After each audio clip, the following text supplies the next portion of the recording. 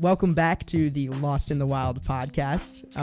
This is like the 7th episode. We're back in town for winter break from college. We've evolved. Today, for the first time, we're mixing it up. I got 2 guests. I don't have Eric or Mitch here to help me interview an interesting guest. I've got 2 of my interesting friends here, and they're here together. Hi, I'm Daniel. Hi, I'm Alex. Daniel and Alex. I go to Mizzou. I go to The Ohio State University. Thank you for just, getting that out of the way up Go front. Bucks. I didn't ask, but I'm glad that was going to come up. So do you want to, usually we all just completed a semester of college. College didn't really come up in the Dylan episode because the Marines is much more interesting. Yeah. So this was kind of going to be the college experience episode. Oh, do you want baby, we've got the college experience. Wait, so when you did the podcast with Honrake, was he not in college at that time? That was February. That was like senior year. Yeah. Okay. All right, cool. This is like the first chunk we did 5 episodes at the end of senior year. I'm going to try to do like a bunch beginning of college. Fair. So What about Josh? Because Josh has a couple years under his belt. Yeah, Josh talked about the AE Pie House a little bit, not from the perspective of like a pledge, because he was a sophomore already. Wait, or is he a sophomore now? No, he's a junior. He's a junior. Yeah, that's what I thought. So he didn't talk about pledgeship or anything. Well, also you can't discuss pledgeship can't with go into- non-brothers. Am I correct in that? You're correct. That was Well, a we correct won't. assumption. We don't need specific details, but maybe just we'll get into it as much as we can, if that's anything. We'll see. Yeah, it is secretive. But do you want to start with college stuff, or what I've been doing is like kind of go through the history, like tell stories chronologically from like when we were younger until we basically catch up, and then we just kind of discuss random stuff. That's fine. Yeah, sure. I'm good. I'm good with that. Okay, so I know Alex way longer than Daniel. Right. Correct. Elementary school buddies. Yeah. Yeah. Jordan doesn't. I believe that Jordan and I met in preschool, and Jordan doesn't believe that. I have a vivid memory of playing in the bottom of United Hebrew congregation with Jordan, and Jordan doesn't remember this. At preschool age. Yeah, at preschool age, with Fran, the preschool PE teacher. I don't know who that is. That's not. I didn't go there. I vividly remember Jacob introducing you to like me, probably Mitch, Michael, and I don't believe that you don't remember this. Well, I know for a fact I did not go there, so that cannot be true. So now I'm like, I'm just curious what's happening, basically. I don't know. That's fascinating. We should get a psychologist. I think you invented a backstory for me. I just wanted to know you so much earlier that I'm like, I had to have known Jordan. Remember Fran? Had to. Remember Mr. Fran when we were in PE? Miss Fran. God. I didn't go there. Show some respect to Fran. Okay. Well, I went to a different preschool. I actually met Berger in preschool, Phoebe King, Jordan Lander, Sophie Toledano, and you didn't go to preschool with any of them, right? No comment. No. Okay, well, that one remains a mystery. No comment. I guess there's no evidence on either side. Well, I remember meeting you. I don't remember meeting you, actually. I just remember being friends with you from, like, elementary school days. Any stories from elementary school to reminisce on? Stories from elementary school. I remember, like, having a good time in elementary school. Yeah, elementary school was fun, and they ruined it after we left because our principal retired. After we left, they lost principal. The PE teachers retired. They were fine. Should I be avoiding like names, or is it okay to use these names? Nah. Well, just remember, people don't know who they are. Like, I'm probably Bruce Hunter, our principal, retired the year we graduated from elementary school. Who was you replaced by? Who sucked after Bruce Hunter left? What was her name? It was some woman who. No, she was the vice. She was the vice, and she was Dr. bad. I think it was Dr. Luttrell, and I'm sure she was a fine educator. She didn't know how to run an elementary school. Here's the only thing I think is like really stand out about elementary school that is worth sharing is, do you remember our kindergarten orientation? Like when we first came, we sat in the gym and there was an animatronic bus. Do you know what I'm talking about? No. Don't make me think I'm crazy. Basically, they have this animatronic bus that drives out into the gym in front of everybody. It has eyes. It blinks. Mr. Hunter did the voice from the back. he voiced it with a microphone from the back of the room, and it like talked to us about the bus and stuff. And I never saw it again, and it was probably semi-expensive. And they just use it for kindergartners who like probably will forget about it. Yeah. And as I did. Yeah. But I remember my bus orientation. I was on a bus. Is this a different orientation? This was like, it wasn't bus. Okay. Anyway, hey Daniel. Yeah. Daniel comes into the picture, 7th grade for us. Yeah, I switched with Burger. Yes, Burger left and I came in. I never thought about that. I actually want to talk about. I don't know if you guys remember this. I wasn't friends with you guys when Daniel first started hanging out with you. I remember because Alex didn't invite me to his bar mitzvah and I was pissed because he gave out those cool headphones. Did I? I don't remember that. You don't remember that? Wow. I remember that. That's imprinted into my memory. Really? Yeah. Sorry. We all just like remember different bits and pieces. Yeah. Like if we combined like... I was adopted by Dewey. Yeah, so we had another friend who knew Daniel through another friend, and this guy became Daniel's kind of babysitter and like I don't know. I remember feeling like we couldn't hang out with you because Andrew wanted to hang out with you, and then I was like, and then you became friends with us fair. Also. But I remember referring to Daniel to my family as new Alex. Because I no longer hung out with you guys. That is so sad. Did. Yeah. Like, sheesh. I don't even remember being like assimilated into you guys' friend group. I just remember I was friends with Dewey. Like invited me to sit down at your lunch table once in 7th grade. What a hero! Then it just what a move! Started from there. Well, that's like Alex. I remember.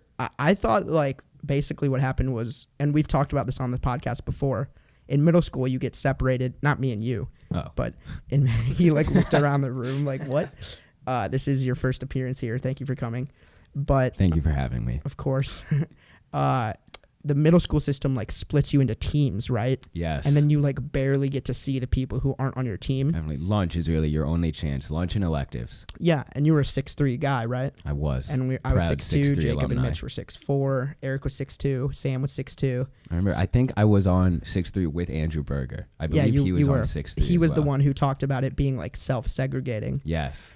So like, I guess that was the time. Not self-segregating. They segregated us. Well, the system, the system, I don't know. As systems do, systems often segregate. But yeah, because it's weird. We were friends in elementary school, and then I totally know what you're talking about. Mm-hmm. There was a time where it was just like all of us and not you. And luckily, I hung out with the Catons a lot. Yeah. Zoe Rosenberg, Lindsay Wayland. Let's remember. No one knows these people. Emily Goldstein. I think that was 7th, all of 7th grade, and then going into 8th grade. Yeah. Honestly, maybe part of 8th grade. I don't really remember when I started hanging out with Alex. I just remember. I want to say it was like we weren't really friends until like freshman year. I want to say. Okay. Freshman year, probably English, because it was us and Matthew. Yeah. And was I in that class with Crone? Yeah. Crone. So like things have a funny way of like just coming back. Like we kind of just grew out of like whatever that period was and returned to the way it should be. Well, yeah. Well, but I never knew. I never knew you felt like Daniel was new Alex. Yeah, I felt like Daniel was my replacement. That's sad. Alex would do this thing where we'd be talking, and then I wasn't gonna bring it up. He'd just run in out of nowhere and be like, "Oh yeah." You wanted to come back.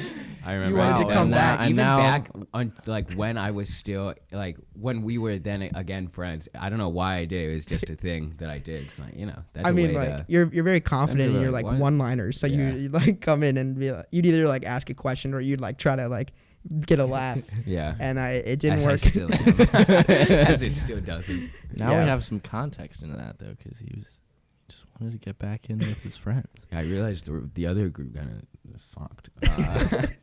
Yeah, well, clearly we've also talked about what, the viewers, the 5 viewers know what the council is. So these are both council members. Right. My mom, when Dylan was here, he talked about the Senate, which is another group. Mm-hmm. And it's like, it does sound really stupid. Like my mom was like, "Oh, do you guys like ever rumble?" And I'm like, I always wanted to get into a rumble. There have been multiple rumbles proposed. I think by Daniel. We would die. We would totally die. Dylan's a Marine now. Dylan is a U.S. Marine. With them, we'd probably, we wouldn't last very long. But I think with a ragtag group of guys that we come across. We could rumble and do some damage. Yeah. Yeah, people who don't know that we're like losers. You know what I think is funny is that people started calling us the council like outside of like, not really, but like to the point where it's kind of weird. I mean, if you think about it, it's weird to be on the inside because I wouldn't call us a clique. I would like hope not to call us a clique. Oh, I 100% would. Well, that's the thing. Is like if I would, I'd just call us a friend group. Right. That's it. No, but when you explain it, I was trying to put it into words with my parents. It's like they're like, so let's say someone who's not in the council hears you guys all went to a movie. Would they be mad that they didn't get invited? No. Well, I was like, no. It's just like the fact. Apparently, from the outside, it looks like we don't want to hang out with anybody else. That's surprising to me because I consider myself a very friendly person. I'd consider myself friendly, but I also wouldn't say it's wrong that I don't want to hang out with I completely people. agree. I would agree that I really mainly just want to hang out with us. Yeah, I know. Well, I guess then the only way to get like real perspective on that would just be to ask someone kind of on the outskirts how they actually feel. I don't know. Like she pointed to the fact that we have a group chat, and I was like, how else are we supposed to communicate? And she's like, that's just something a clique would do. Like you only make plans in the group chat. But like, yeah, that's to me, that's just a friend group. That's like the tried and tested people who we want to hang out with. So it's like it's a base point. It's like a jumping point to like go. It's like I know these people. Like there's a good chance a lot of them will like also want to do something, and I know I'll want to do something with them. And then it's like if we want to involve other people, we have. Yeah, we have for sure. Not like we're not against out with different people. But it's also, like anytime we're doing something, we're going exclusive. I mean, to be fair, we have a constitution. we literally have rules. So like, I just think that's because we're super close. That's true, yeah. And I don't feel like and that's kind of a we have are very I feel like different from other rules that like. I feel like those rules that we wrote them down in like a constitution was just because that's our weird sense of humor. Because we're weirdos. It's funny. I guess like the moral is if you're outside, you don't really understand us. Maybe. Yeah, because you can't, because you're not a part. I would say outsiders don't understand us. And you want to, but you never will. We won't accept you. That is the group chat brings up a point that I would like to talk about that I didn't know until I got to school. Other people don't use GroupMe for things. Really? Like other than like specific events, like people make like iMessage groups with their friends. Yeah. I'm like, I've never seen anyone else have like a GroupMe for their close friends back home. But we have multiple. We have like 25 different variations. Yeah. We have like different groups of people to party with. It'll be like, there's a party, only people in this chat can come. Yeah. Yeah. Well, would you argue that that's cliquey? I mean, I guess. I don't know. I feel like cliques didn't exist at like Parkway Central. At least like once we got into like high school, I would say there were broad like hierarchical levels, but individual like stereotypical cliques, I don't think that was a thing as much as it was actively pushing other people out and making sure that they don't get into the we're not about in-group favoritism. But we literally like we have discussed like should this person come in, and then like the consensus is no. That's true. Okay, when we admitted when we were younger, because we like didn't want them to know where we are and like do what we do all the time. So like it's interesting because we did weird shit. Yeah. Anyway, well, most people I don't remember like the time I became friends with them, but just Dan and I had this like one experience that is like I remember that. Let's hear it. Yeah, it's cut back in. You want to tell it, Dan? It wasn't New Year's. I think it was snowy. I remember. That's why I'm placing it around that time because it was snowy. Maybe it was a Super Bowl. Oh, it was Super Bowl. It was the Super Bowl. Bam. This was when I was fairly new, and then we were, I was fairly new to the council. Recently admitted, or I don't even know if I was admitted at this point. Also, at this point, we didn't call ourselves the council. Right. Yeah, where did that come from? I'm pretty sure I named it. Yeah, Jordan might have been like the council of elders. Because we were like making a decision on something. Right. Mm-hmm. And I was like, this calls for the council of elders. And I'm still the only one with a tribal ancestor name. My spirit animal, Grandfather Wolf. Yeah, Jordan's name in the group chat is still Grandfather Wolf. We were all at Anthony's for the Super Bowl. And for some reason we went. Oh, I think it was when we were playing Slender. We should probably just explain what Slender is. Yeah. Slender Side note, you guys have played Slender a million times. No. I have never been there. I've only done it like 2 or 3 times. But one time it got really out of hand. Let's just say what it is. Yeah. It basically, our friend Anthony, who hopefully will do an episode on here. Anthony would be a great episode. I want to do Anthony and Sam at the same time. Yeah. Basically, our friend Anthony, very flamboyant, like skinny, high energy, homosexual. Gay. He's now gay. Now out as a homosexual. Then it's irrelevant to the story, but then was at this point was questioning internally. But he I don't think he was. I think he pretty sure he said he knew. Yeah. No, he said he found out like sophomore year. Okay, well, if you want more on that, he'll come. Yeah. So listen to that. Okay. He can. We get an Anthony Zwanich origin story. Yeah, 2.5 hours. All right. So he finds this black cloak. Who has a cloak? Like it was actually a cloak. It was like a Dementor. It wasn't costume. a sheet. Okay. Yeah, like part of an old Halloween costume, where we used to, like, before we could drive, we would like skateboard and walk around his neighborhood. Yeah. And all of a sudden he puts on this cloak and says like, "I'm Slender," because this is like when the videos and the whatever it was. I don't even know what Slender started as. I think like a YouTube video series. Yeah, I think it was like a creepypasta, like an urban legend. He puts the cloak on and literally vanishes. Like he like just kind of, he doesn't like dissipate, but he's just gone. And we're like, where did he go? And it turns into this game of like, can we find him before he sneaks up on you and like takes you down? And I don't think he would amazing. like. Anthony loved to fight. Anthony was always trying to get in scraps. I'd say game is a loose term for this. Yeah, it was kind of just hide. It was gay hide and seek. It was like us indulging his, his excitement. It was fun. It was probably us just so we could get close to Jacob. And we would do this in like a 3-mile radius. Like we would be all over the neighborhood. And one night it almost ended up in like a brawl, like because some people got tired of looking and like went to a party and sent us a picture of like this was Mitch, him getting kissed on the cheek by a girl, and he was like flicking off the camera, and we were like, yeah, we were like, bro, we're playing Slender, like get out of that girl's house and help us find Slender. And bros before hoes always. It turned into like the party team versus like the actual people who wanted to play.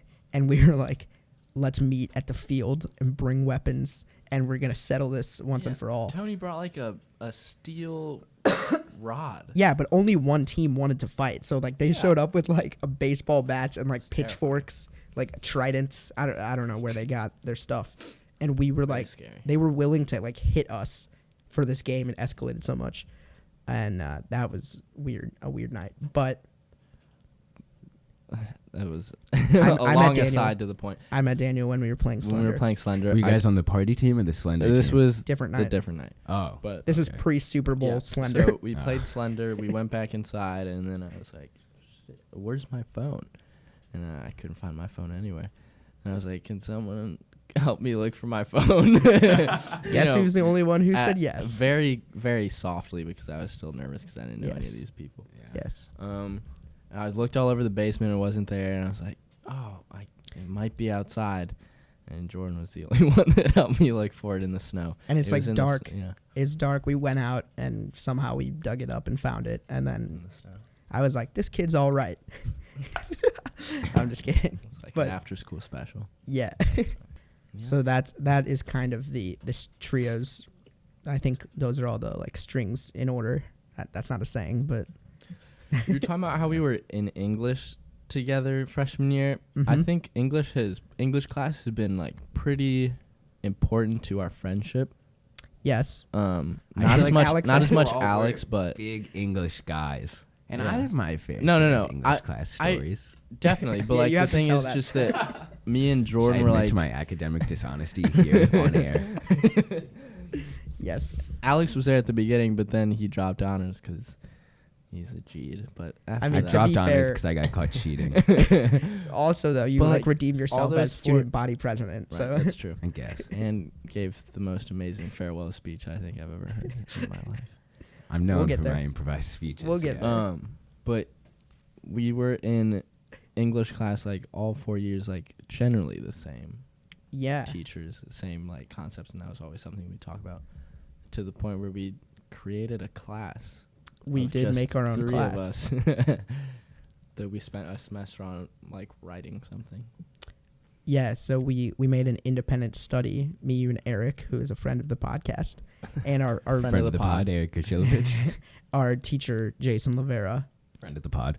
Hopefully friend of the pod. I wanted to get him in friend Silvermans. of the pod. Arguably one of the greatest teachers of all time. If I can get my English teacher. Wow. Yeah. No cap. No cap. This dude's interesting. But basically, he's funny, and he's really passionate about like literature, and we read Charles Dickens' A Tale of Two Cities in his class, and it was riveting. Loved it. It moved us to the point of writing a HBO miniseries adaptation of it. Yeah, like over the course of a semester. Yeah, so we actually wrote like 3 times like 80 is 240. Yeah. We wrote 240 pages of A Tale of Two Cities Did you actually? teleplay. Yeah. That's actually really impressive. I didn't know you guys wrote that much. I was so proud of it. I put it on my film school application. Like, it's seriously one of the coolest things I've done. That is cool, yeah. And it's like, I'll agree that the quality from the first episode definitely like kind of drops because we got lazy. It was interesting. Like, the teacher was never in the room with us because he taught a class at the same time. So it was the writer's room. It was a straight up TV writer's room for a really difficult task, which was adapting A Tale of Two Cities, which is written in like borderline old English. Like, it was translated from French, I think, right? Or did I make that up? I think Charles Dickens is English. Okay, I made that up. Sounds like an English name. But it's hard to read. You might be thinking of The Count of Monte Cristo, probably, by Alexander Dumas. That's our next one. Also a great book. Great book. And if you do a film adaptation, I would love to be there for the writing. Of course, yeah. And now, like, at this point, you're considering a screenwriting minor, yes, right? Unofficially, really? I'm picking up a screenwriting minor. I'm going to talk to my advisor when I get back to school about it. Yeah. And that's like, again, like what I was telling Dylan is like, we do stuff that no one else does. Like, we all are interested in that, and that's just not a typical thing for like high schoolers. I think that's really like a linking. That's the big. Yeah, that's a big linking factor between all of us. And that separates us from like other most like high school groups, I think. And that's not like necessarily a good or a bad thing because everyone has their own traits, but we opted more for the like creative side of like quirky, weird creative side of things. But that's like, it's so cool because it gets me excited for like 4 years from now. Like, I think the dream would be own a house in like LA, like, and basically like I already have a company, and I would want nothing more than like all my best friends to just make cool shit with me, like throw in their talents, collaborate. Right. Like that would be like very the fun. Brockhampton house. We've all seen how Brockhampton is when they all work together. I did not know there's a Brockhampton house together. But I know. At the time of their like HBO special about them, they were all living in like one house. Yeah, so that's pretty cool, and I'm proud of the screenplay. And like the cool thing was we didn't just copy the book. Like, we really thought it out. We planned the way we wanted to tell the story. We kept most of the like chronology from the book, but we added scenes. We took out characters as we saw fit. Like, that's a piece of work in a good way. We'd storyboard before writing each episode. And for the most part, we would come in the mornings. I'd have some coffee. We'd sit down with our laptops. Eric never had a laptop. Yeah. So me and Daniel would sit down with our laptops. We'd go over, we would assign ourselves stuff to write. We'd read it through. We'd make sure it connects because we would all write separately. And we would edit and plan and then figure out assignments for the next one. Mm-hmm. And we were very relaxed with that 7:30 start time, though. Yeah, we would watch like an episode of Rick and Morty here and there. We'd also like, there were times when creative juices flowing. There were times when I'd stumble in at like 8:20. Oh, like, yeah, that was the other thing. We, like, no other class. Oh, my God. No other class could you get away with that. But sometimes like you literally didn't show up. Sometimes we just skipped. Class. Yeah. Or we would go there. Because he wouldn't even, like, check. At first, he was like, come to my room, sign in, blah, blah. And then, like, by the end of the semester, I was like, yeah, we realized, like, he didn't extra hour and a half of sleep. Great but I don't advise that in a real writer's room. But honestly, like real writer's rooms are that relaxed. We worked hard. Yeah, we finished it. Luckily, right. we really had to like crunch, at the end. There were definitely times when we were like, we had like we were supposed to have 6 weeks per episode, and by the time we had the third finished the second, and we needed to write the entire third, there's like 3 weeks left. Yeah. Like we got close to failing that, but we did it. And like us getting an A just depended on did we complete the goal, and we almost didn't do it. Okay, we'll get off that, but that was cool, and I hope like more stuff like that happens. We could talk about student council. We all joined student council. Senior year, I forgot to apply, and I had to work my way on. Yeah, I didn't forget. Yeah, didn't want Jordan on it senior year. I Not heard because that. I It's don't fair. love Jordan. It's fair. Because I believe in deadlines. It sets a bad precedent. And I believe in strong, well-communicated rules. And when you don't follow those rules, I don't think you should be allowed, say, on student council. And that's why as a civil servant, you are hashtag my president. As a man of the people, You're hashtag my president. I'll say that. I appreciate it. But yeah, that was a close call. But wait, were you guys both with us on concessions? Did we all work concessions at the same time? Or you were there? We played presidents. I was definitely there. Maybe you weren't there. I thought you came a few days ago. I ended up coming like almost every time. I think at least once. Once a week for all of concessions. We basically because I was hashtag president. Yeah, for student council, we were required to work the concession stand at summer school. So like 4 or 5 hour shifts during the morning on summer for was it just 1 week for each person? I think everyone had to do one. So week. 5 days in a row, and then another group would come in, and we got introduced to a new card game called Presidents. And we just played, we played 25 hours of President that week, the whole time.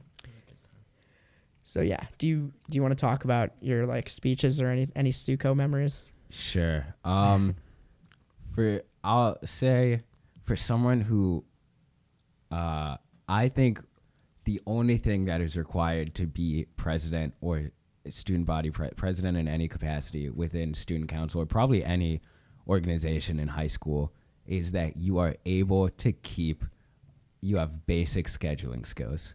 That's the only thing you need. All I had to do was when someone would be like, hey, what time do we have to be here for to set up? I'd say, just tell them. Oh, it's right after school. Don't leave school. And that's it. That's all it took. With a few speeches as student body president. And for most of them, if you are an improv legend such as Alex Kaiser, you don't even have to write them. Yeah, for most of them, out of laziness, coming from someone who hopes to pick up a screenwriting minor, I didn't want to write anything. I would just get up there and kind of just roll with it. I knew it was a pretty informal thing for our Stuco banquets. When I got to student body president, I wrote the speeches I had to deliver at the freshman orientation or whatever. Yeah, I had to get them approved. What was the thing that got you not approved from Dr. Powers in the graduation speech? Taco Bell, something about Taco Bell? Oh, yes. And I had to give a speech at our night of reflection, which is basically evening of reflection, which is basically a non-religious equivalent of baccalaureate, which I guess I don't even know what that has a religious connotation to it. And because it's a public school, they changed the name to Evening of Reflection.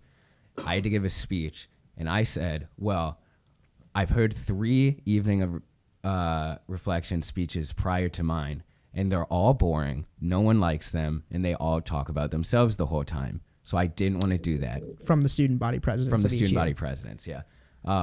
Because I'm a man of the people, I said, I'll tell the people's story.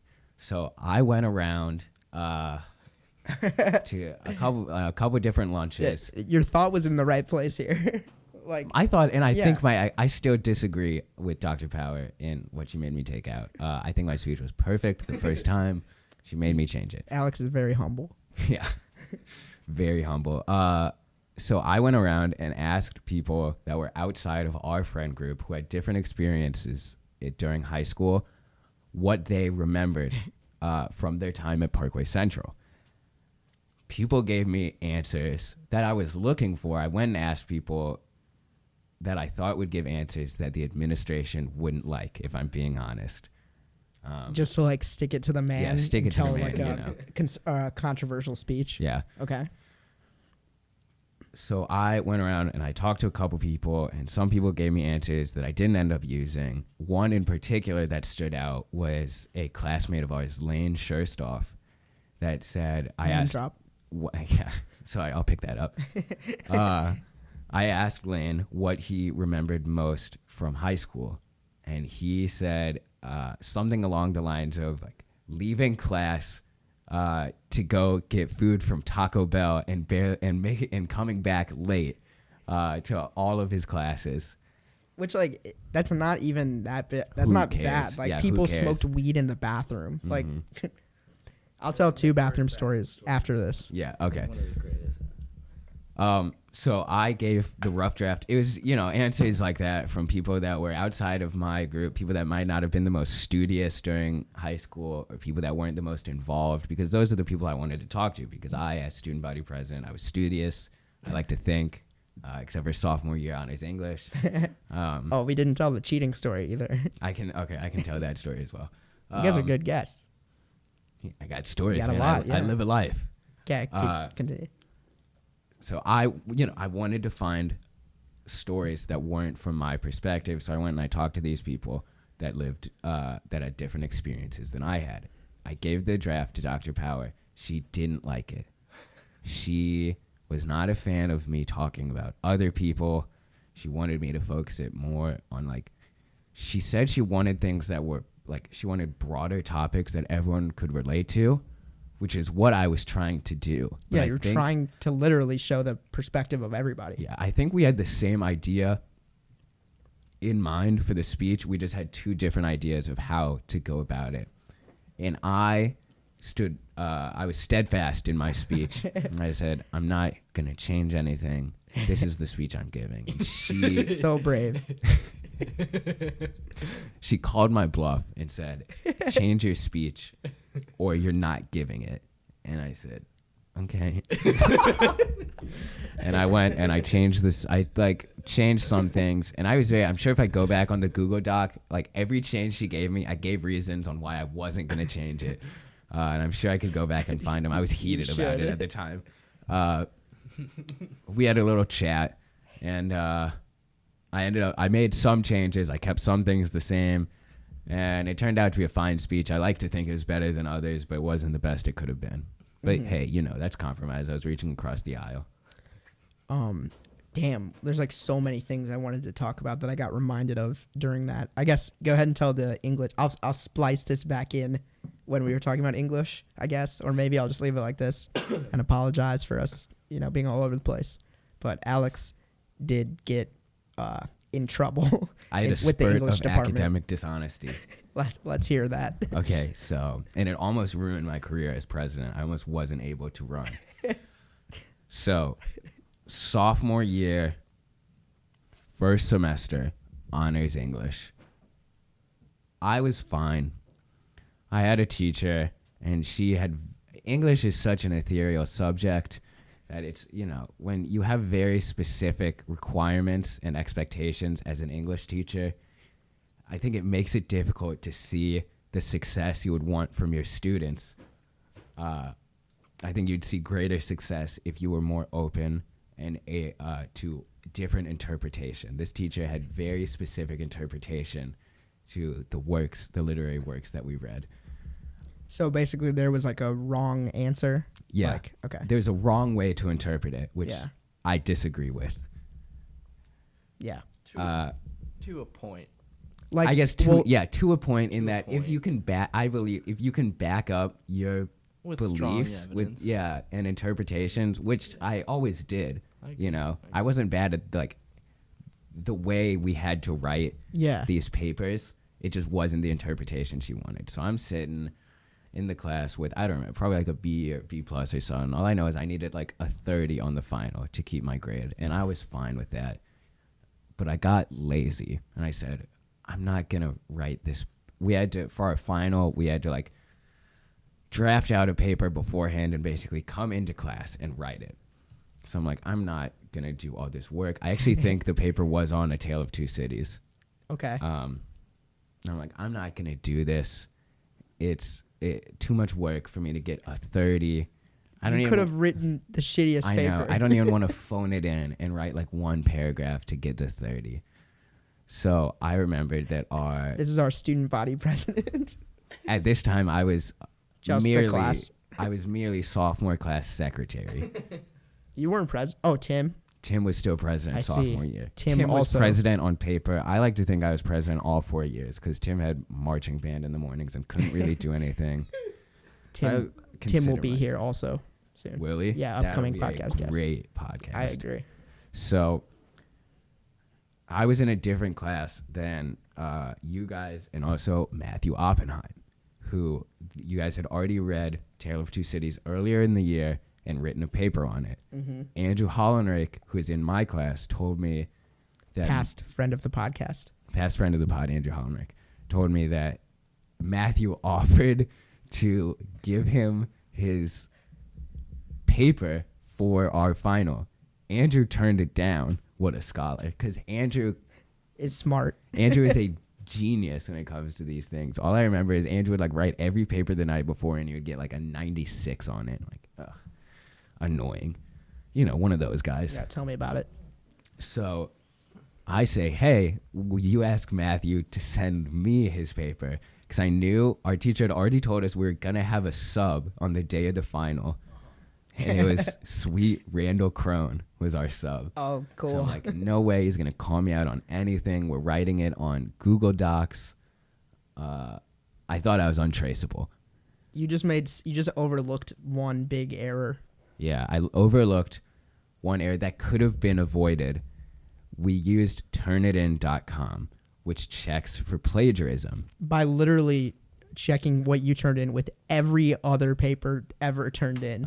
It like cross-references them. Yeah. And I still stand by my job of plagiarizing. I think I did a good job. Later, my teacher called me out and said I used the exact same wording, and I know that is a lie. I'm still passionate about this. I'm a good cheater. I mean, clearly you fucked up enough that this system flagged you for plagiarism. Yeah, I guess, but I don't know. I genuinely don't know how it caught me. I didn't even use all of his. I didn't even use all the same quotes he used. I ended up writing a fair bit of the paper myself because I'm like, no, Matthew, this is bad. Did you try to memorize it? No, we could write out a rough draft. Oh, so you brought that in. So I literally just used his rough draft. I'm like, oh, some of the points I'm like, no, that's a bad point. So I used my own reasonings behind the quotes. I basically just let him find the quotes for me. Okay. I take the final, air quotes. Yep. Turn it in, and I go on winter break. And I get back, and I have the same teacher. The first day of class, she's like, Alex, can I talk to you outside? I'm like, I instantly knew. My heart dropped. I'm like, oh. She's like, she comes out and she's like, not shown up in Infinite Campus because... No, I don't believe... grades are due. I know. I don't believe I had a grade in for the paper. She must have wanted to hear your side of the story, I guess. She basically took me out of class and called me out on it. I'm like, yeah, you're right. Me being the humble hero I am, I'm like, I don't want any of this to fall back on Matthew. He didn't, it's not his, he doesn't, I can't give you the full story because I don't involve anyone else. But it's not Matthew's fault. He didn't know that this is happening. She's like, okay, I got to talk to his Jason Rivera. She's like, I got to talk to Mr. Rivera also. I'm like, oh my God. Great guy, but would be very scary to have this happen to. Awful, yeah. To be talked down to from, yeah. Definitely. So, yeah. So I presented my side, and I think she really appreciated how selfless I was. I was willing. I told her, I'm like, yeah, give me the 0. Do whatever you have to do. I don't know. Report me to the principal, or I don't know what she was gonna do in high school. So I guess she appreciated that or something. She gave me a 0 on the paper. I dropped down to like a C or like a C+ in the class for that semester. That could have like ruined a college admission, you know, like if your GPA. Yeah, I hope President Drake isn't listening to this. Well, clearly it didn't, but I would be like, I was pissed when I had a debacle that brought me from an A to a B, you know. Yeah. Yeah, I know all about your debacle. I won't talk about the debacle. Controversial. So basically, that was my story. That was the only time I've committed academic dishonesty and got caught. I will, if it makes you feel any better, the only time I committed academic dishonesty, I got caught like in the act. Like it was in personal finance. I think that was the class, and we were taking a test. An easy class. This was the dumbest decision I've ever made, probably. Easy class. I got lazy.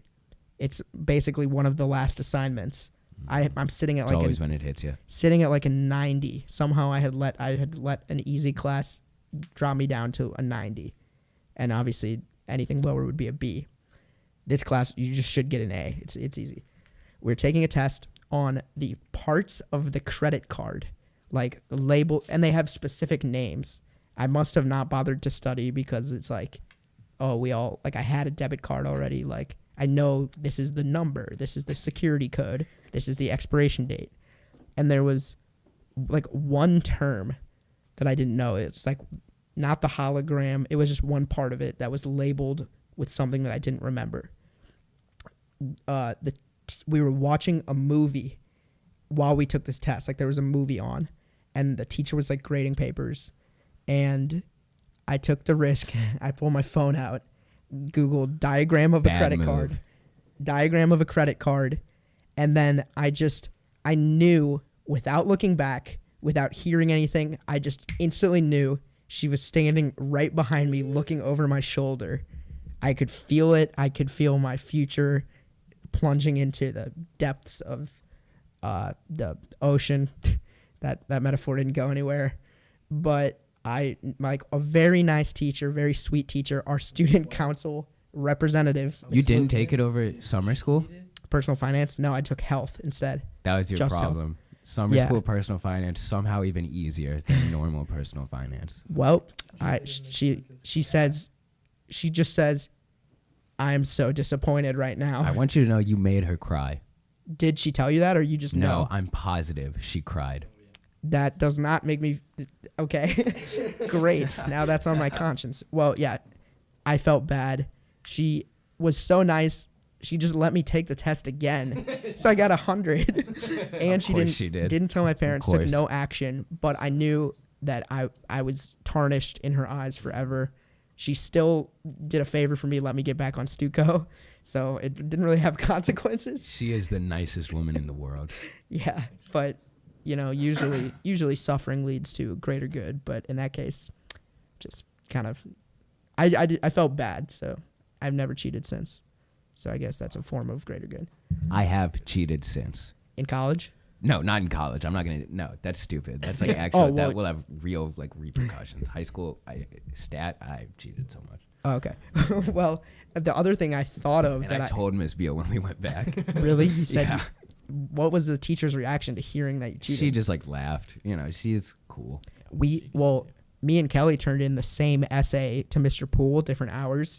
We got different grades on the same paper, and we were like, well, we're in the position where we can't say that or we'll get in trouble. So when we graduate, this was freshman year, we're like 4 years from now, we're gonna tell him and be like, why'd you give us a different grade? And then he left. The end. I have a similar interaction with Kelly. Yeah. In that we didn't turn in, well, I guess in a sense we turned in the same thing, but not in a way that it was cheating. It was just like freshman year history. We did binder checks. Mm-hmm. Ryan Banta. Yeah. This is a juicy episode with all these names. Yeah. And I turned mine in, got my grade back. Kelly turned hers in, got her grade back. She got a higher grade than me. So I'm like, what did you have that I didn't have? We like looked through it. We had the exact same things. She's a girl. And I'm like, yeah. I'm like, what? Mr. Banta, what? So I like went and talked to him. I'm like, hey, Kelly and I had the exact same binders, but you gave me a lower grade. And he tried to turn it around on me. He's like, you shouldn't be discussing your grades with students. Like, Mr. Banter, that's stupid. maybe he couldn't read your terrible handwriting. It didn't even matter. I had all this stuff, like all of the, it's like freshman year, all the worksheets and stuff are like titled. I titled all my notes and stuff. It's like I had everything in there. Yeah. I don't remember what he ended up doing, but awful. God. Well, another class. Damn, this is like, there's so much I want to talk about. Another story that I remembered when you were telling that one, the English one, was you should talk about The Emperor Has No Balls. I also, when we went back and visited, I talked to Miss Kim about that one again. Yeah, we brought it up when we visited. Yeah. Yeah, I don't think you were with us. Okay. Or were you with us? When was this? Like at the beginning of break? They went to Soul Taco. Yes, I was there. Oh, okay, so you were with us. That was the same conversation. Just tell that story from the beginning. Yeah, okay, I didn't know that one. You don't know that one? No, I know The Empire Has No Balls. I just didn't know you talked to Miss Kim about it. Oh yeah, it's like a brief. That part's not that exciting. She was like, "Yeah, you shouldn't have done that." Yeah. So basically, junior year, we were in AP Gov, and we had to do these like current events projects. And mine was at like the beginning of the year. It was like right at the beginning of the Trump presidency, I think. Yeah. He was still he was running, or he had just won like the Republican nominee or something. So remember we watched the like induction in class. So this was probably before that. I don't remember. Yeah, that. I remember we watched him get sworn in. Okay, probably. So yeah, it was before that, and someone made these statues of Donald Trump naked with no testicles. Yeah. Tiny testicles, or maybe none. I think it was no testicles, tiny penis. Sure. So I presented on that because the world has a right to know. That's a current event. It's a current event, and I stand by my decision. She wasn't happy with it. It was the beginning of the year. She didn't know me. You included pictures, uncensored? Included pictures, uncensored, of course. Yeah, we don't censor anything. She wasn't happy that that's what I chose as my current event, so she like brought me out. I remember we had lunch in the middle of that class, so I did my current event. We went to lunch, and then we came back, and she's like, "Alex, come step outside for a second." I sat near her, and I could tell the entire time that you were doing it. She wasn't happy. Very unhappy. Yeah, and it was hilarious. It's fine. I think I got 100 on it still. People need to know. The people need, journalistic integrity. Yeah. So, basically, she brought me out in the hallway, and she's like, you can't do that. I'm like, Miss Kim, it's a current event. Yeah, people have the right to know. It's a current event, and this was the assignment. She's like, I don't remember what she said next, but she sent me back in class. I ended up doing fine, but we did not get off on a good note. She's my neighbor. So, it was also uncomfortable for a while. Like, we would pass each other driving out of our neighborhood, and it's like, and I was still in her class, So that was the Emperor Has No Balls stories. I mean, we were in that class, probably the best year to be in a gov class. We watched the most controversial election in a long time. Our class. I think losing us has done a serious toll on her. Unreversible damage. Literally, she loved our class as a She whole. did. Her husband brought us donuts. You guys remember that? Yeah, Matt. When I went back and visited, she was like made a point that, and Miss Patton said this too, that like we were so much different than like the kids at Central today. I think we were like, not to toot our horn. She said we were like fun. We were a special we were engaging. Grade. Yeah, as a grade, we were like developed like relationships with like the teachers, and it was like fun. Yeah. And I think it made it like less repetitive for her, because like when it comes down to it, that's kind of what a teacher does. And I mean, repetitive. We were not bad students. We were good students who also just wanted to entertain everybody, because we know school is school. Right. So we tried to go do Emperor Has No Balls to get some laughs here and there. But she said this year, we're like Robin Hoods. Everyone just cares about their grades now. Apparently, they just stick to the rules. And we still did. Yeah, but we were such annoying kids that are like, we put a cherry on top. Have a point for my yeah. We put a cherry on top.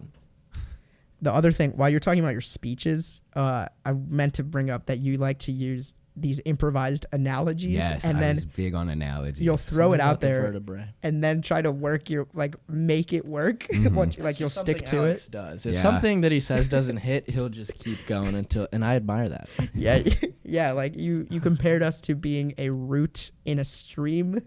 Like, you know what I'm talking about? Yes, I remember that one. I remember the vertebrae one hit very well. I think I had one about a butterfly. The vertebrae was one of the best analogies I've ever heard in my life. And I could not tell you what they were. As soon as I say them, I instantly forget them.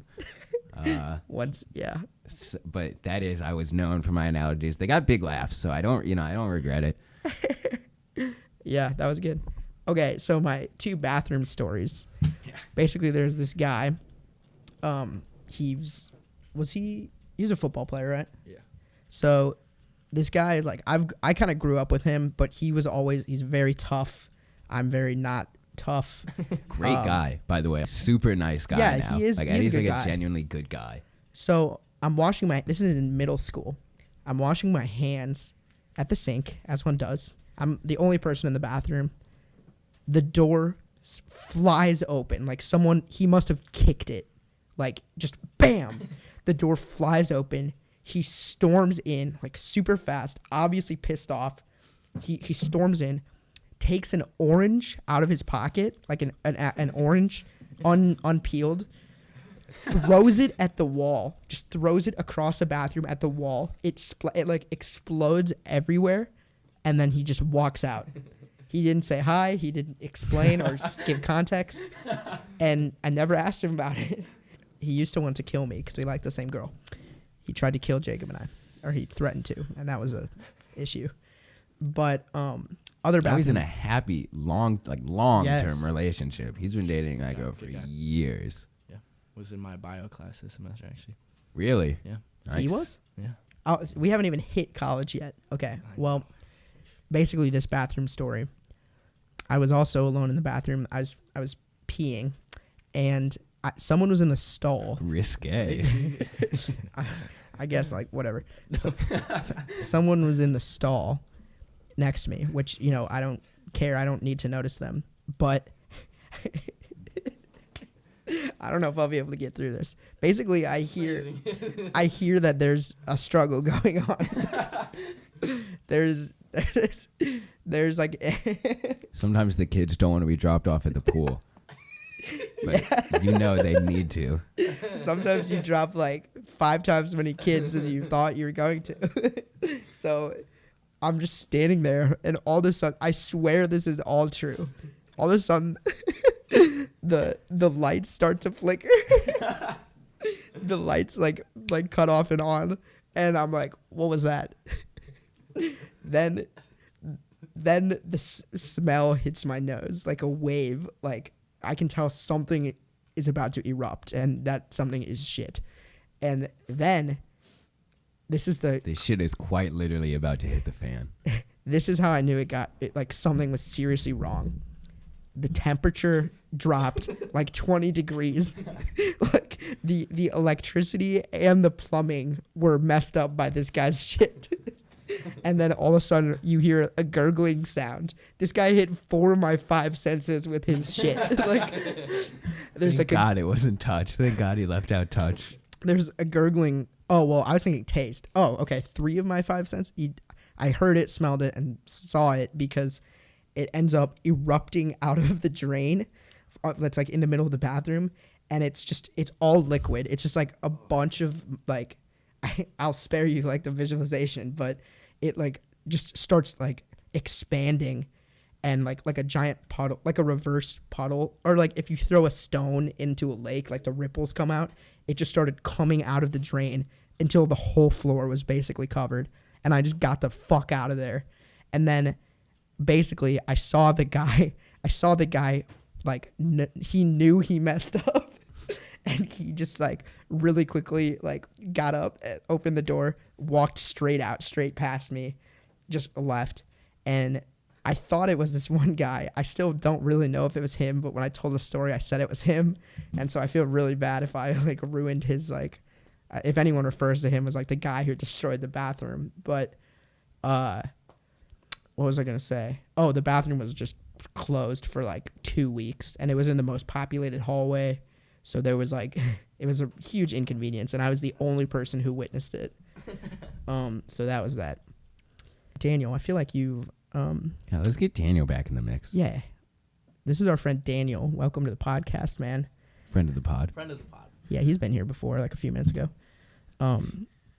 So, well, the next thing on my list you can't relate to. I was going to talk about going to a college where you don't know anybody. Oh, sorry, Daniel. But you can talk. Why don't you talk about going to a college where you do know everybody? Daniel also can give us insight because Daniel is the only one that is in a fraternity. Right. Between the three of us at the moment. My school does Spring Rush. So you do Spring Rush as well? Yeah. So are you gonna rush? Yeah, I'm gonna rush. Okay. So yeah. Kind of combine those two. Hope they don't hear this. They're gonna think I'm weird. I can choose what I can talk about though. Yeah. I'll just talk about the overall experience. Yeah. Because honestly, I think frats get a bad rap. Bad rap. You think? Either or, is it? I don't interchangeable? know. Rap. Let's say rap. A horrible, like, they'll be gone in 5 years, I think. But, yeah.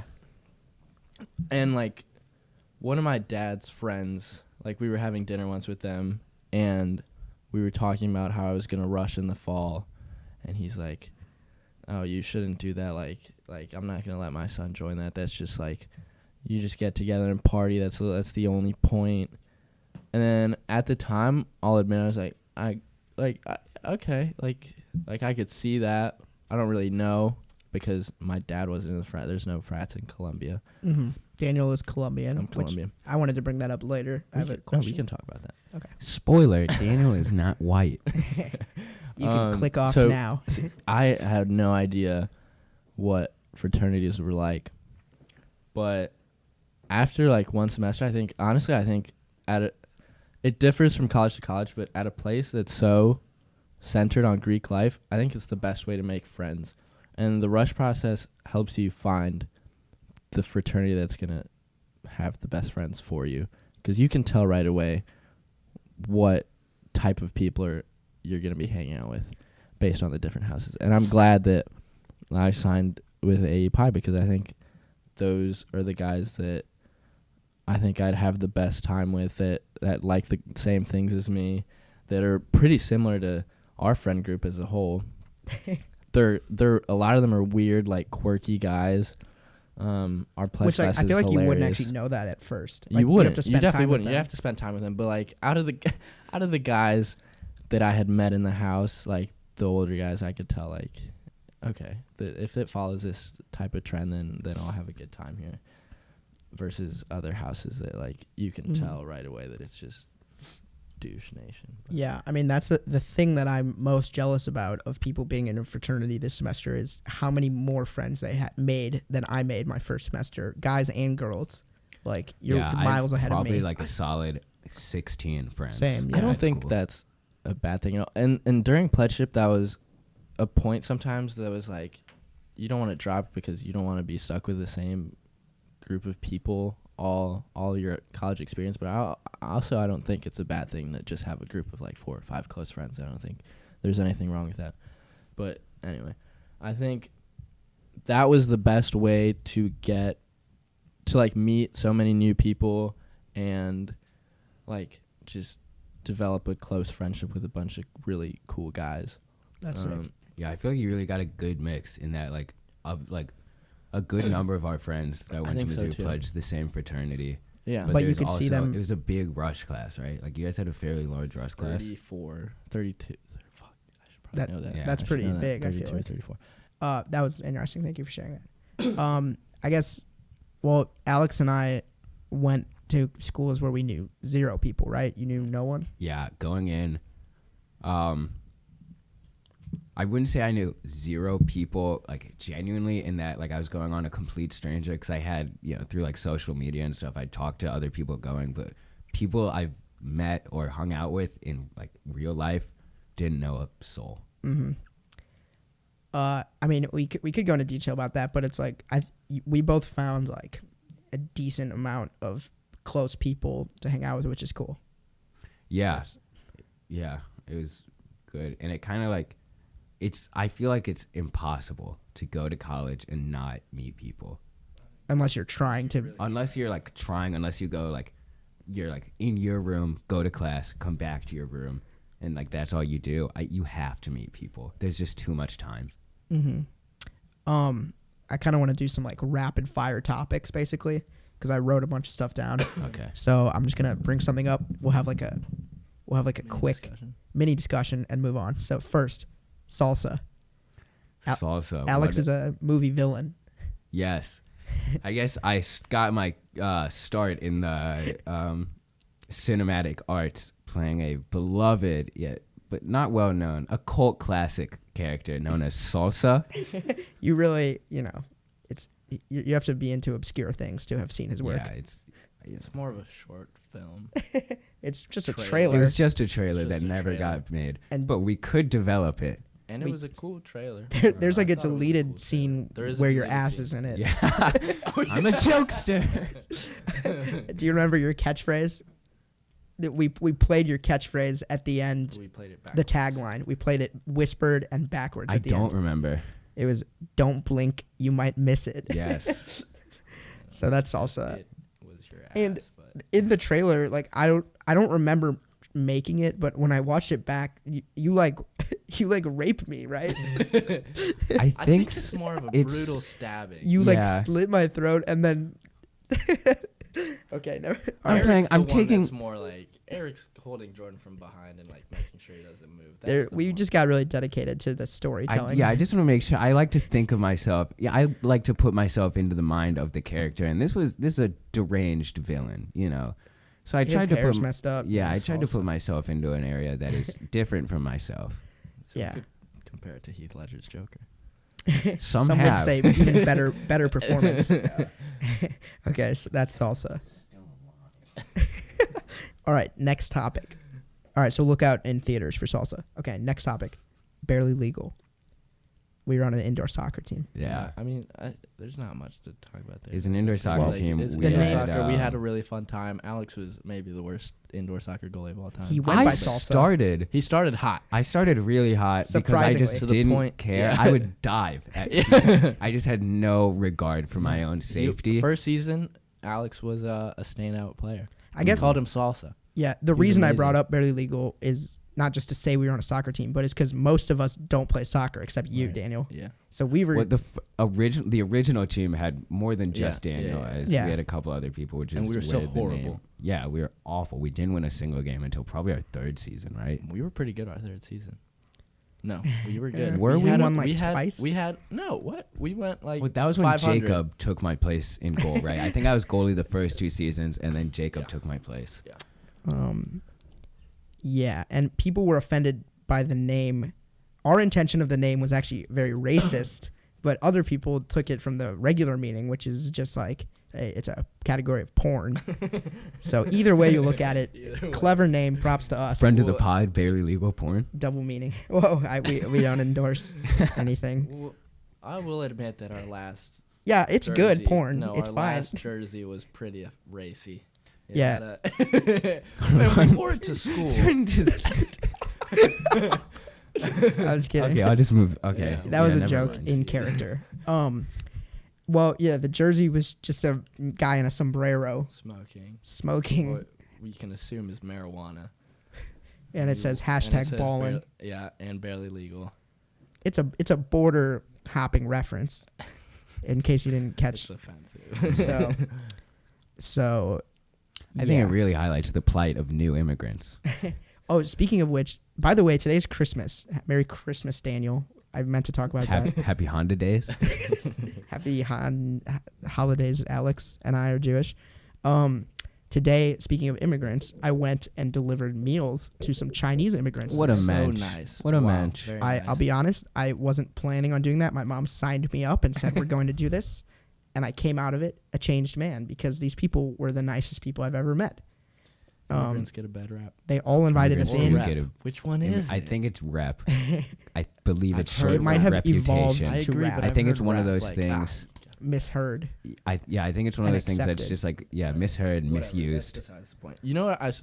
Regarding immigrants the other day, I saw a tweet that listed a bunch of things. Go into 2019 with good energy. Listed like several conservative platforms. I don't want to get political, but one of the things stood out was that supporting one of the highlights was supporting Trump doesn't mean you're a racist. And then I got to thinking, while it does. while that may be true, and this was in the context of talking about like the illegal immigrant stuff and like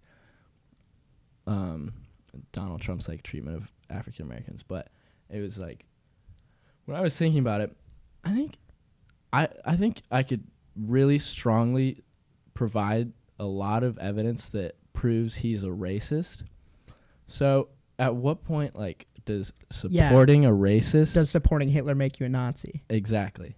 Does okay. Yes. It says don't call... All right, if you support President Trump, you're a racist. Like, it said don't do that. But, like, if you're supporting a racist, what does that make you? Yeah, that's a good point. That was my big... I mean, I don't like talking about this because I just feel like anything I say, somebody will use against me. But, like, talking about anything in politics, really. Yeah. But, like, you have a fair point, but people would just argue with your claim that he's racist no matter what evidence you... That's true. But I feel like there's strong... And, like, I don't have... Like, I could look... Like, yeah, go ahead. Let's hear it. To cite every mention of him, like, saying something he's racist. Definitely, like, you would have a lot of evidence. And I'm not as good at, like, articulating it as I am as, like, finding it stuff and, like, writing it down because, like, I'm a better writer than, like, a speaker. But there are enough points that point to him being racist. And if you support a racist, like... Look at yourself in the mirror. No. You trash human. I think also what it comes down to, fair point, I would consider myself pretty far left, but I also try and I try to take myself out of the situation when looking at things like this, which is difficult because these are people. And I feel like when you take yourself out of a situation too much, you forget that these are also real people's lives that you're talking about.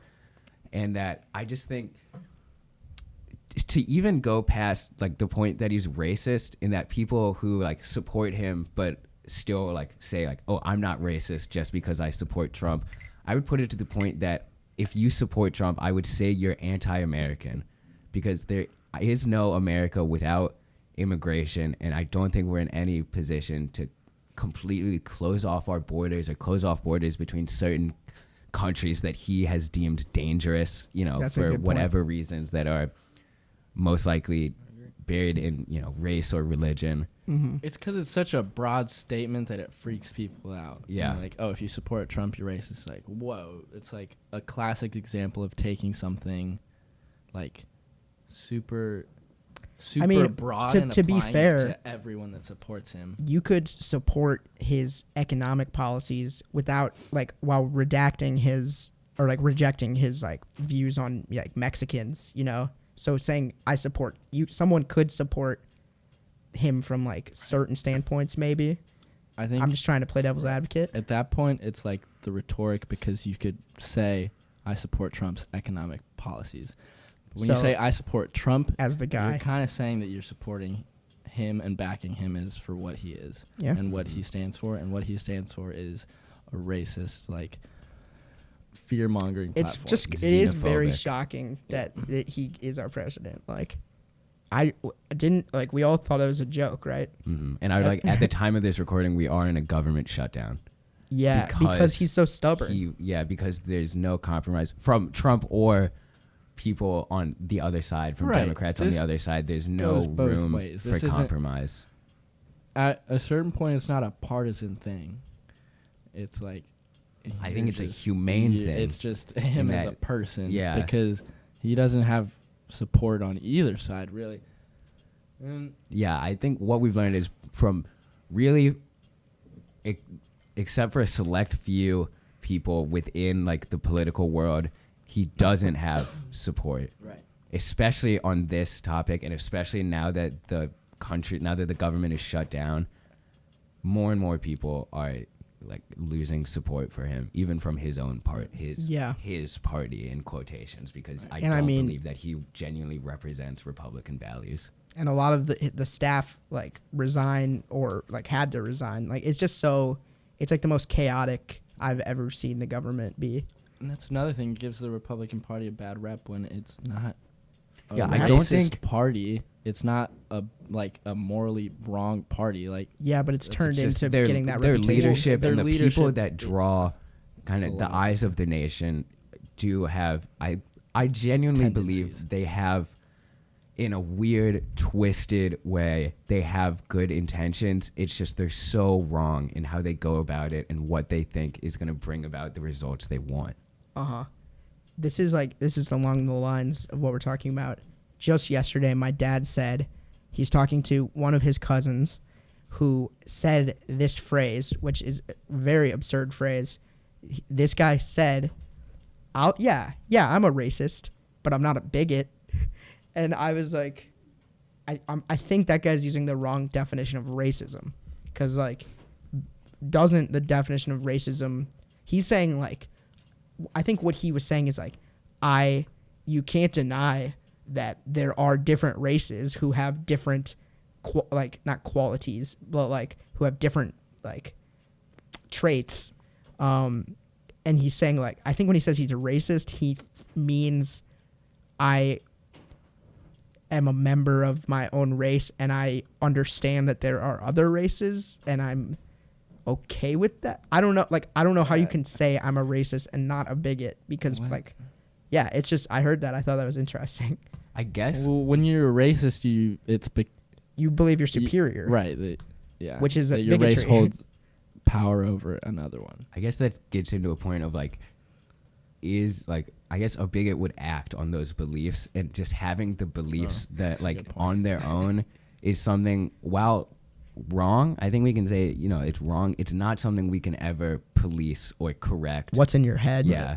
But it is, if you admit to being a racist but not acting on it, it's like, oh, I don't want to hang out with that guy necessarily. Right, but there's nothing that you can't stop people from thinking. Exactly. Yeah. 1984, George Orwell. Yeah, the thought police. Yes. Double think. And then the other thing I was thinking of during that is, we don't really need to go into detail on this, but our school had an incident where the N-word was written on a mirror and in, like, a woman's restroom with a big marker.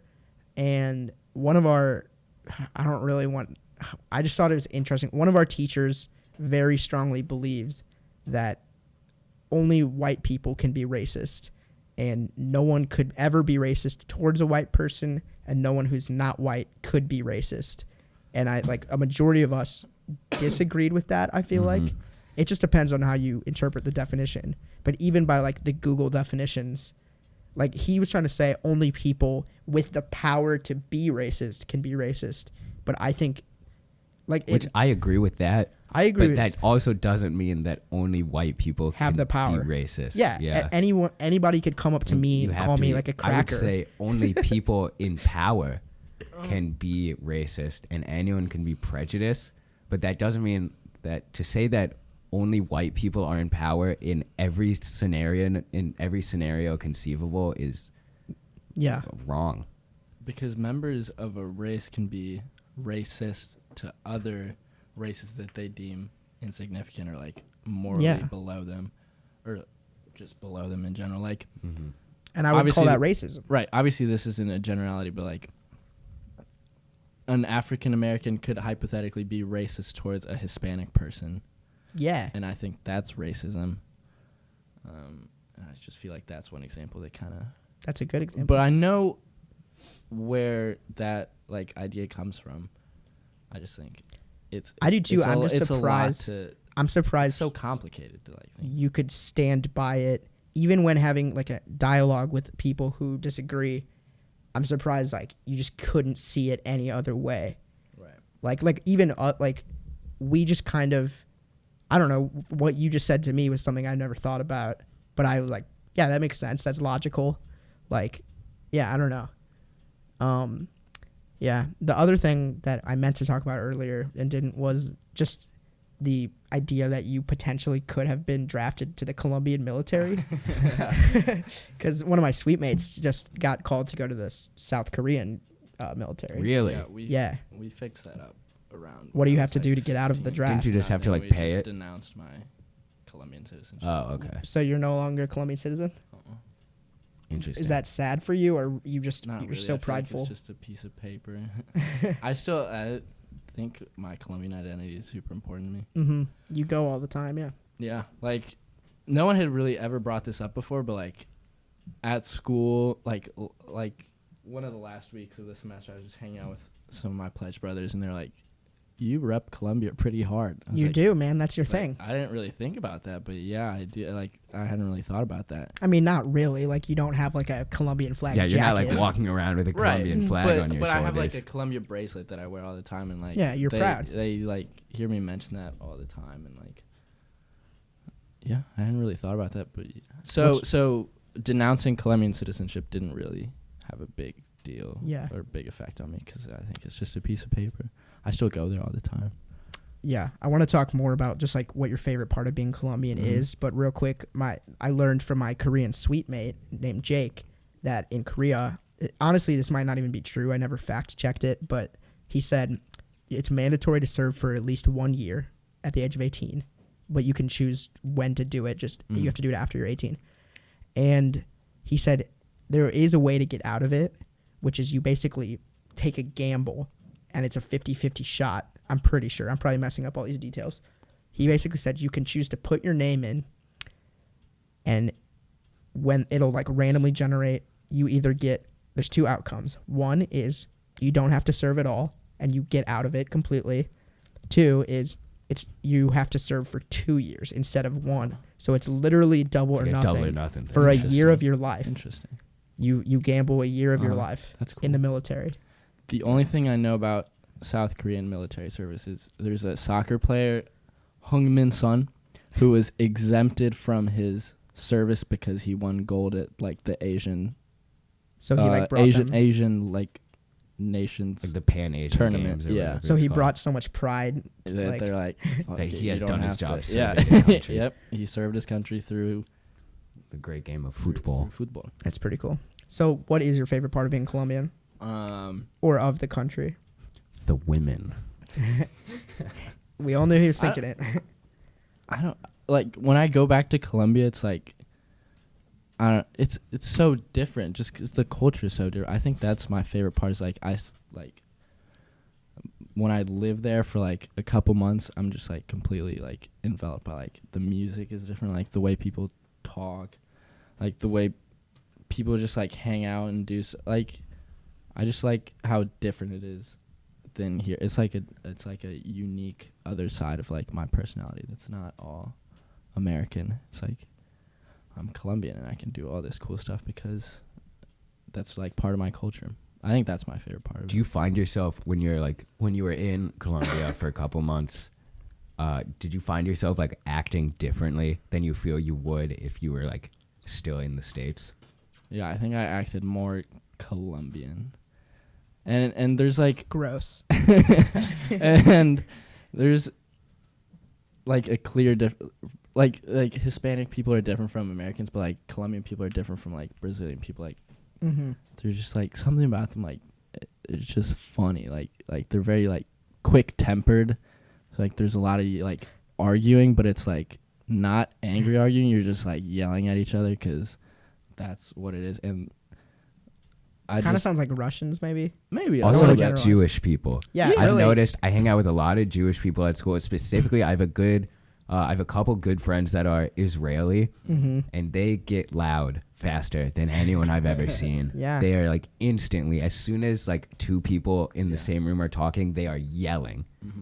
Despite whether the person they're talking to is across the room or right next to them, they're yelling either way. Yeah. Colombian people are also super passionate, which is something I see every time I go for the World Cup. Like, they put everything behind their soccer team. And Americans are passionate, too, but it's about different things, I think. Not necessarily good or bad things. It's just different, it seems like, to me. Yeah. And that's cool. Also, like, that I have something different that's, like, part of me. Like, I'm Colombian. Yeah, for sure.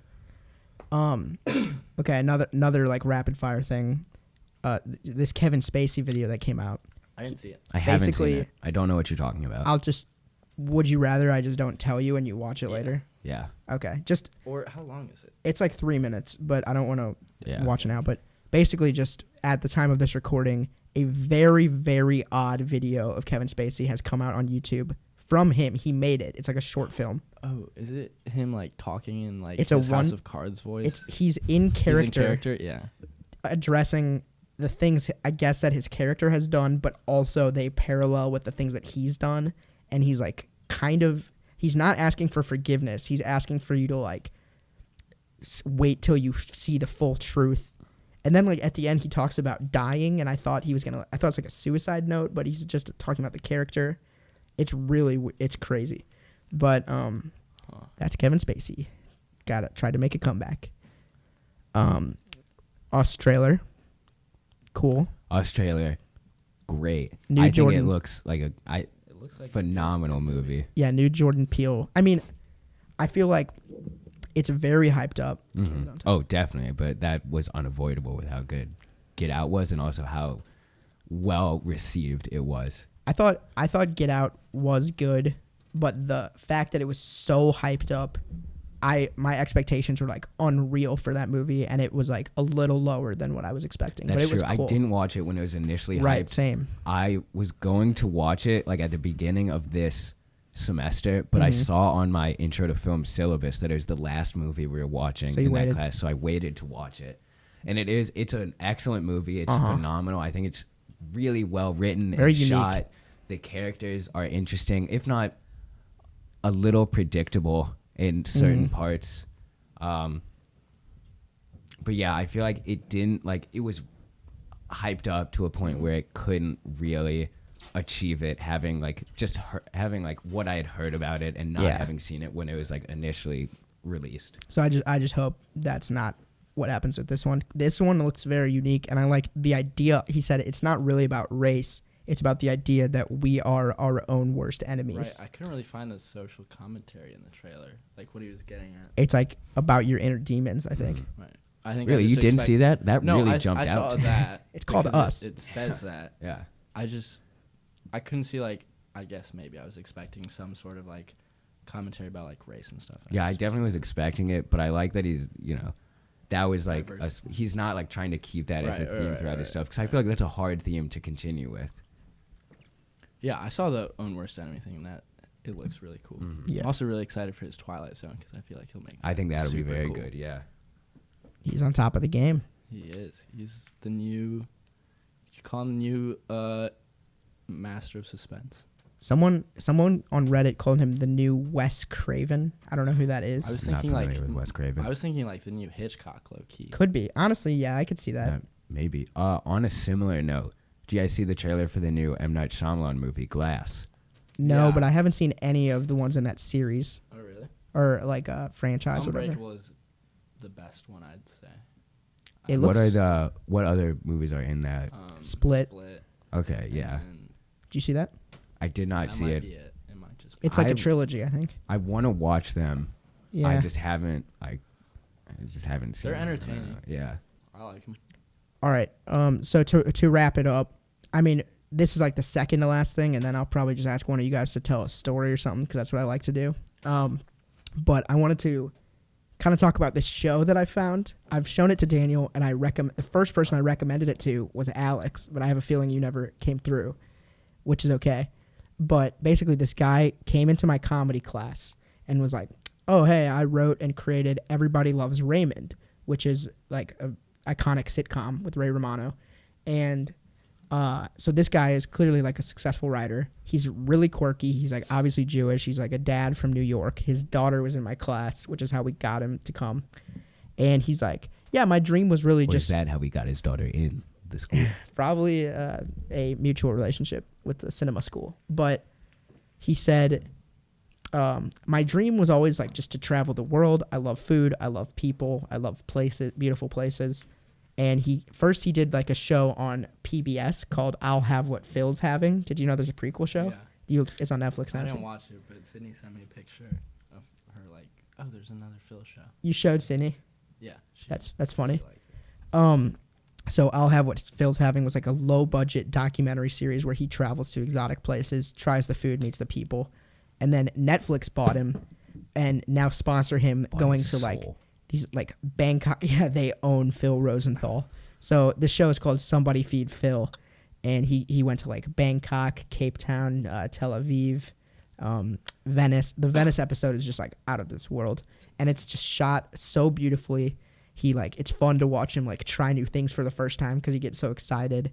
And he told us, he describes it as like if he was Anthony Bourdain but afraid of everything, because Bourdain's like known for being adventurous and stuff. So this is like this little Jewish guy going to these beautiful cities. Friend of the pod, Anthony Bourdain. But yeah, it's just like, I just think everyone should watch it. It's fun. It's really amazing. Entertaining. It's so good. I remembered, I don't know if I haven't watched it yet, like you said, but that's not because I don't want to. It's because either you or Jacob recommended that I watch it in a certain mindset that I haven't been in a couple of days. After some meditation? So, yeah, you could say. So I'm waiting until I'm in that mindset to go home and watch it. Start with the Venice one. Start with the Venice But honestly, if you start with the Venice one will hook you, but the other ones might not live up to Venice because okay, what's Venice, the second best then? Bangkok, maybe. Bangkok? Okay, I'll start with Cape Bangkok Town is good and too. with Venice. Because you're in comedy, you're supposed to start with your second best joke and with your best. You should just watch the Venice one. The other ones haven't disappointed me after watching the Venice one. Okay. I'd start with the Venice one. So I guess that's my Christmas gift to the viewers. Go watch Somebody Feed Phil. And I emailed my professor, and I was like, can you try to like get me to go to like dinner with this guy? Like I was really inspired by him. I'm not just like fangirling over him. I'm like, I think he's a good writer, and he was a great like speaker. He came in and talked to us, and I like his show. So he's clearly like would be a good mentor. So I'm trying to like develop a little relationship with good old Phil Rosenthal. Follow him on Twitter now. That doesn't mean anything though. He didn't follow back. This would be a good recurring segment for the podcast is Netflix recommendations. You're right. Because we watch a lot. We all watch a lot of TV and a lot of movies. That's our thing, baby. Yeah. You're right. I guess, I mean, it's not, everyone knows about Christmas. We could talk, I want to, like, I've never celebrated Christmas. I'm going to get Chinese food tonight. Is there anything you want to educate us about Christmas? I mean, you said you do like a Hispanic version, right? We just celebrated on the 24th. I don't really know why. Something about baby Jesus coming at midnight. And then that's when people open their presents. Holiday, yeah. Oh, really? Yep. You don't wait until Christmas morning? Nope. Not in Colombia. Well, we do because we've been, like, Americanized, but yeah. in Colombia they open it at midnight. And then the 25th isn't really that big of a day, I guess. So is there no equivalent of Santa? There is now. There is now? Okay. Because, like, if you're opening at midnight, that doesn't give him much time to hit every house in the world. And I know he's really goes to a different school. That was a good tweet by Rich Brian. Friend of the pod, Rich Brian. Yeah. Were you Brian, sad? If you're listening, come on the pod. This is please. Yeah, so Merry Christmas. But are you sad you didn't have a quinceañera? No. It's kind of like too much attention for me. Okay, but like there's no equivalent for a guy, right? I don't care though. Okay, that's cool. You're humble about it. No, that would just make me so uncomfortable. I think it made my sister uncomfortable, but she just I got forced to dance with her. I had drunkenly. fun at the quinceañera. I had fun. I kind of wormed my way into that one, but it was a good time. So pissed he didn't get invited. You know, there's a limited amount of seats at the quinceañera. There were. Some of them were promised. I believe I took Pablo's seat. Yeah, you got stuck at work. The quinceañera was super fun. Yeah. Your grandpa made me dance with Isabel. We could do that again. Okay. Do either of you guys have something amazing to end this episode with? We got out a lot of good stuff. That's a big. That's a big. Just like a story. Like I told Josh Rudman to tell a random story, and he talked about having to shit his pants during a lacrosse game, and he had to like go in the woods. That was a very obscene, graphic story, but it was funny. And then after that, we were like, all right, well, that's a good place to stop. Because, like, right, we're not at a good place to stop. I could talk about it. I've spent the past couple of days getting to know my cousin's boyfriend. Let's hear it. Okay, so my cousin, I have a good amount of family in town right now for the holiday season. Of course. Because my grandparents on my mother's side had 4 kids. 2 of them, my mom and her sister, my aunt, still live here in St. Louis. Mm-hmm. My uncle lives in Boca Raton, Florida. And then my other uncle, his family lives in Charleston, South Carolina now, and he just got back from doing a couple years of work with Boeing in Italy, which is interesting. And he leaves in like 2 weeks to go and I guess do the same thing in England, which is really interesting. I never thought he was like an engineer. I never thought that would take him to these, places. But my cousin Emily, who just graduated from her nursing program, friend of the pod, Emily Sternick. Love her. Brought her boyfriend Griffin. Mm-hmm. So he's like, it was kind of weird because this is like, we're all family, and then there's Griffin. Mm-hmm. But he's like a cool guy. We went to Emo's, we went to the Science Museum, and it's like, we've been getting to know him. And last night we went to this very nice dinner at Capitol Grill. I felt out of place. I felt like I was playing a character because that is not the life I live. This is like an extremely nice place. That was on your story. Okay. And I was sitting next to Griffin. So we're talking, and my family is drinking. I wasn't, not a wine guy. It was all wine. It's like a nice restaurant.